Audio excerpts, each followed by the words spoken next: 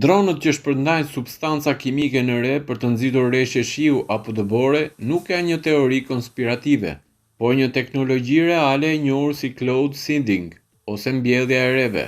Prova më e fundit vjen nga startupi amerikan Rainmaker, i cili në prill deklaroi se kishte arritur provën e parë të qartë shkencore se përdorimi i dronëve për këtë teknik mund të ndikojë drejt për drejt në krijimin e reshjeve.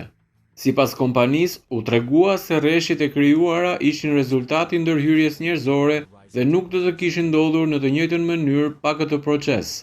Edhe pse kjo metodë përdoret prej vitesh në shumë vende të botës, shkencëtarët kanë pasur debate për efektivitetin e saj. Pas rezultateve të fundit, diskutimi pritet të përqendrohet më shumë te siguria e substancave të përdorura dhe ndikimi i mundshëm afatgjatë në mjedis.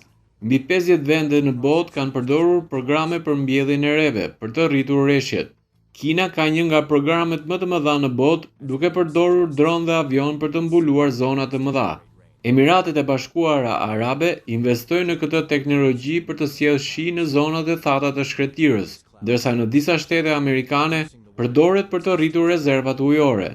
Izraeli e ka përdorur prej kohësh për qëllime bujqësore, ndërsa vende si Rusia dhe Tajlanda e aplikojnë për të kontrolluar reshjet dhe për të ulur dëmet nga breshëri. Në Pakistan dhe Meksik, kjo teknologji është përdorur edhe për të pastruar ajrin nga ndotja. Procesi funksionon duke futur në re grimca të veçanta, si jodur argjendi, akull të thatë ose kripëra të ndryshme, të cilat ndihmojnë në formimin e pikave të ujit ose kristaleve të akullit, që më pas bien si shi apo dëbor. Në të kaluarën përdorën avion dhe mjete të tjera për shpërndarjen e këtyre substancave, por sot dronët konsiderohen më efikas, pasi mund të fluturojnë në zona ku avionët me pilot e kanë më të vështirë të operojnë. Për më tepër, teknologjia e inteligjencës artificiale ndihmon në identifikimin e reve me mundësi më të madhe për të prodhuar reshje. Rainmaker deklaron se testet në SBA kanë treguar rezultate konkrete. Përmes radarëve dhe satelitëve u identifikuan zona ku reshjet përputheshin me rrugët e fluturimit të dronëve.